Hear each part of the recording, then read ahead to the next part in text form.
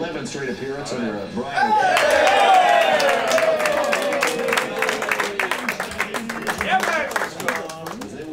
Well, obviously, we're excited to be heading to a regional and just, get a chance to continue our season.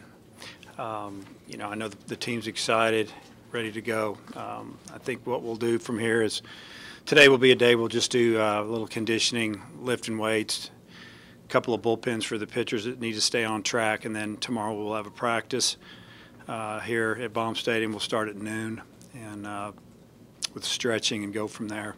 And then head out on Wednesday. We're trying to put together that right now. As far as Liberty University, I'm very familiar with their head coach, Coach Tolman. He was a longtime assistant for Ray Tanner at South Carolina, a very good coach. Followed them, throughout the season, just checking scores and just noticed they were winning a lot of ball games. So it'll be a very good matchup. Surprised to be sent that far, or were you figuring you'd be? They were probably the third regional. I just had a feeling that they were going to take somebody from this area. I know a couple years ago they took Oklahoma.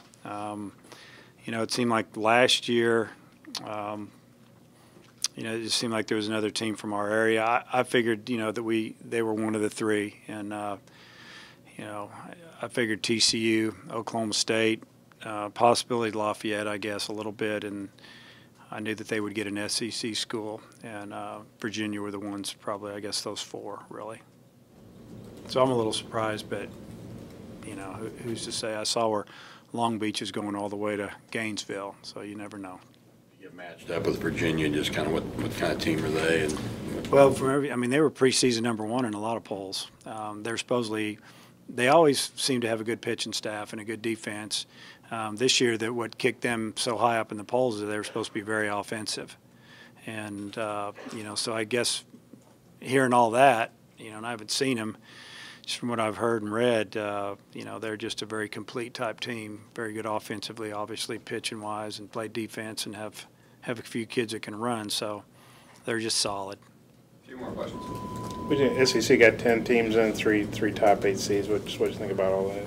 Well, if you go back to maybe 3 or 4 weeks into the season, I've been asked a question a lot about how the league is this year, and my comment was it just seems like everybody's good, and that there's more Friday night type of arms coming at you even on Saturdays and Sundays. When I say that, guys that can pitch, guys that have velocity, and there wasn't maybe a game on the weekend where you're going, they're throwing that guy out there, his numbers aren't very good.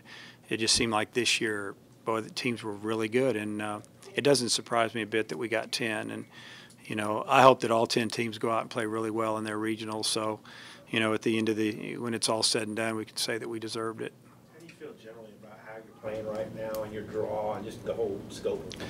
Well, you never know about the draw. I mean, I'm just glad we're in a regional. I think when you get to this time of the year, a lot of times it's do you match up well against that team, or who's healthy. How's your team feeling about themselves? I think the team right now is very confident.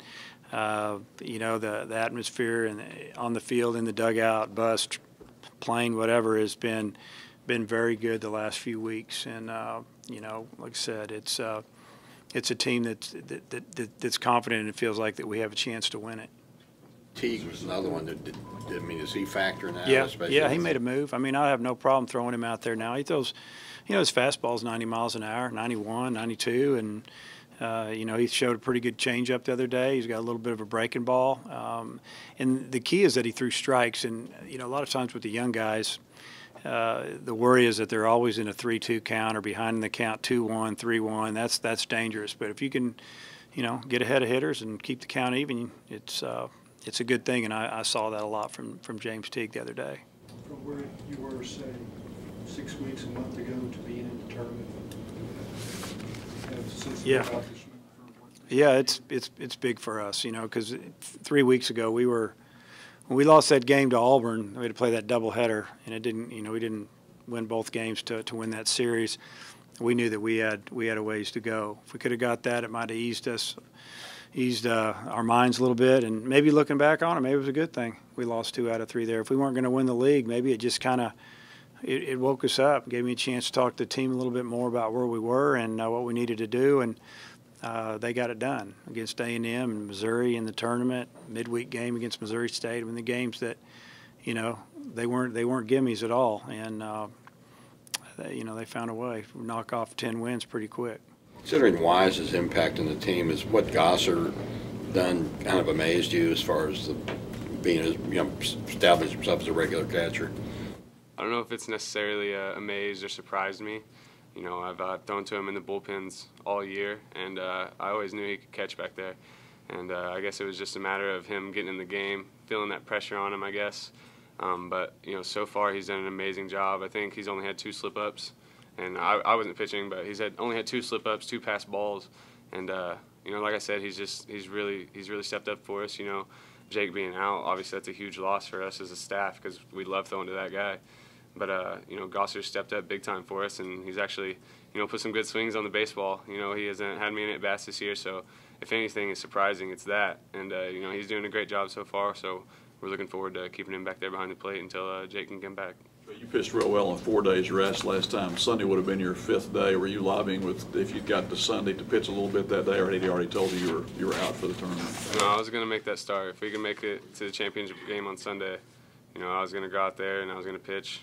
You know, even though it's on short days rest, I was going to go out there, give as many innings as I can until I ran out of gas, and you know, let that bullpen work. But yeah, we were looking for me going on Sunday. Brian, since Clark Egan's gone to the leadoff, it's like y'all scored more runs. What do you think's kind of fallen into place with him there, and what it means?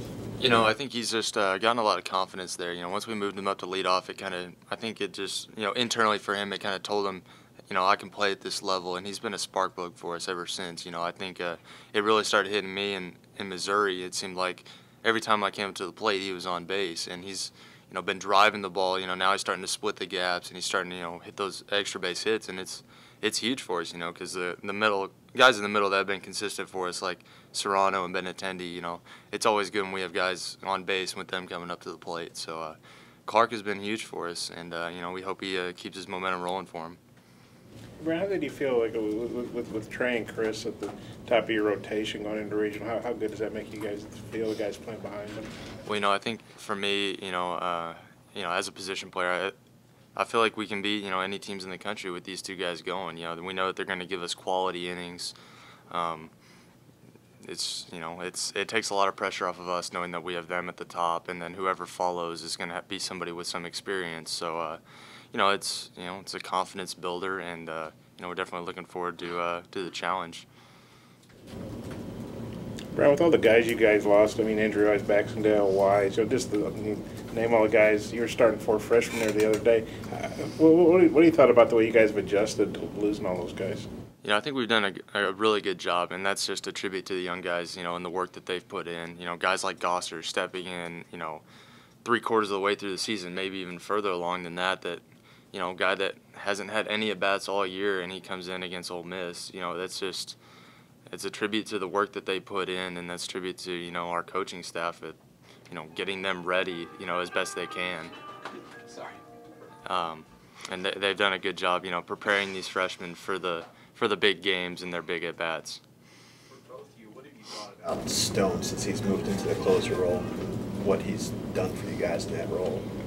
Well, I think early in the year he struggled throwing strikes. He, you know, he had that low arm slot that he was still getting adjusted to. But for Stone, I think the biggest thing for him is he's a competitor. You know, he's all grit, all out there. You know, he just puts everything out there. If he throws it out there and he says if the hitter can hit it, go ahead and try. You know, but I think that's the main thing you need when you got a guy in the back end of the bullpen. Is you need a guy that can compete and a guy that doesn't care. You know, who's in the box. You know, against him. You know, he's got great stuff, and I think obviously he's adjusted to that low arm slot really well.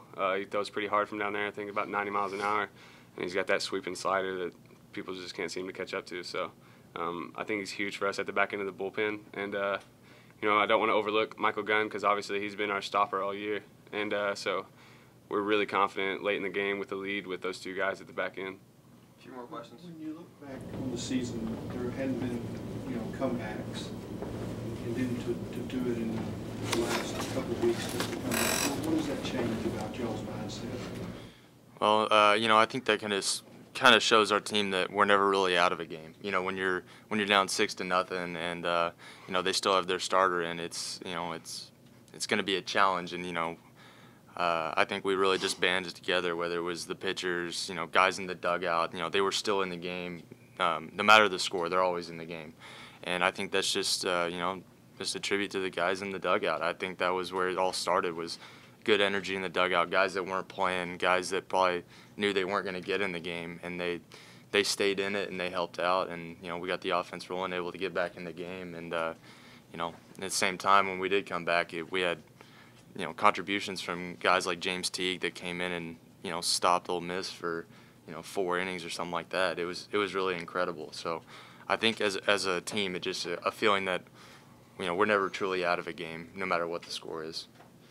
Brian, you guys played 8 games in 10 days. You were busting and flying and busting. And I mean, how tired were you when you guys got back the other day, morning, whatever it was? And how good is it to get a couple light days here? Yeah, it's going to be good for us, you know, just to rest up, get our body feeling better. You know, we're actually going to be able to lift a little bit and kind of get our legs back underneath us. But you know, it was definitely a trying 10 days, I guess you could say. Just with all the travel, all the games, you know, playing a bunch of innings. You know, like I said, it's just going to be good for us to rest up a little bit and get our bodies underneath us and just, you know, look forward to Friday and, you know, get all of our energy back so we can get after Liberty. You guys feel like you can be a dangerous postseason team the way things have kind of come to this point? I mean, yeah. I feel like we have a lot of momentum going in, you know, to the postseason. I think we finished up really strong with our regular season, and you know, we had a good week out there at the SEC tournament. Unfortunately, it ended early, but I feel like we're rolling right now. You know, we're a hot team, and we're a dangerous team right now. So I feel like people might overlook us sometimes, but, you know, we try not to pay attention to that. We're going to worry about ourselves, and, you know, we're going to go out there and do our jobs. So going down to the regional, you know, over there at Virginia, we're going to go ahead and try to take care of business that first game against Liberty and set the tone. Right. Coach mentioned that looking back on the season, the tough part was the doubleheader with Auburn, where y'all didn't get it done at the end. Do you remember his talk to y'all after that game, kind of a reality check?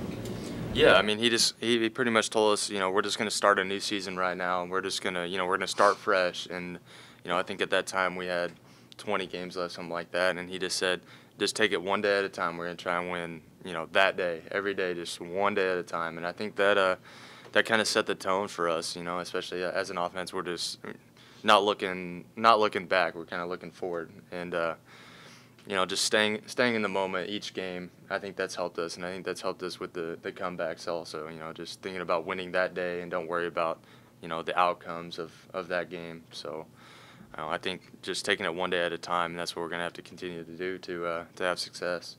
Trey, your thoughts on the Auburn game going forward? Yeah, I mean, obviously that was a tough series loss for us against Auburn, and we might have had a little pressure on us right then, you know, to finish up the season strong, because at that time we weren't guaranteed a regional, we weren't guaranteed postseason. So I think, like Brian said, taking it one day at a time is huge for us, because looking back and maybe looking too far forward could hurt us at times. So going out there every day, you know, even if it's just practice that day, just going out there, taking care of business that day, or whether it's Friday night, Saturday night, Sunday night, you know, we just can't think about the future or the past, you know, whether we've won or lost. We just got to go out there and, like Brian said, take care of business that day. And, you know, I feel like that's helped us a lot. So that's what we're going to continue to do. Thanks, guys. Appreciate it.